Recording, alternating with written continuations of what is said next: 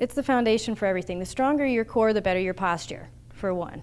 When it comes to working on that middle area, it's not all about having a beach body. In fact, certified personal trainer, who's also known for her TRX suspension training, Stacy Jago says, the stronger your core is, the less back problems you'll have and the better you'll feel overall. So, Stacy put me to the test with simple exercises that you can do in the comfort of your own home to get those rock hard abs. Well, the first exercise is a plank hold. So in the plank hold, you want to make sure that you have a nice strong foundation, shoulder girdles nice and strong, the core is nice and solid, so you don't want to sag in the hips. So you want the hips up, belly button tucked in tight, and hold that plank. Then from there, we're going to take that into what we call a Spider-Man plank, where we take the knee and abduct it out towards your elbow. So we get a little bit more in that oblique on the Spidey-Man plank and do that left to right.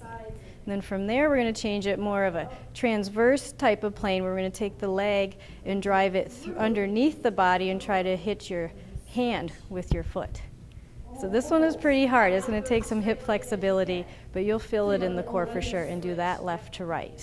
Again, the whole focus is working on your core area, working to strengthen your overall body. Our next challenge were side planks. So the next one is a side plank. So make sure your elbow is right underneath your shoulder, so we don't put stress on the shoulder joint, and then make sure your shoulders are stacked and your hips are stacked. Okay, and then on your side plank, you can simply just hold this plank, or you can take your hips, lower them towards the ground, and drive them up and make it a little more dynamic. And then do that left to right. We even incorporated some cardio into this next exercise called mountain climbers, where you take your plank hold, full arm suspended, and drive the knee as far as you can up into the chest, and then back out. And then keep repeating that. But make sure on this one your hips don't sag or they don't raise too far up. And then on the last one, we're going to hold that plank, fully suspended arm, and do an abduction, working through the hips. And you're going to kick the legs out to the side, back to the middle, and then right back out to the side. The question is, how many of those exercises should you do, and for how long?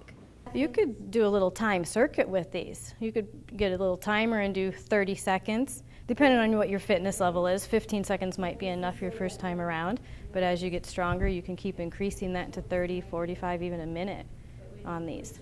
The bottom line is a better feeling you with a stronger core that has several benefits. Most movement is in a rotational fashion, and we don't really train that way, and that's where most injuries come from. So having a strong core and working in all those different planes will strengthen the entire core, inside out. You can go to the beach and do this. Yeah, just in your own home. Just get on the floor, just have enough space, and then have fun with it. You know, don't think of it as work. Think of it as making yourself better, stronger.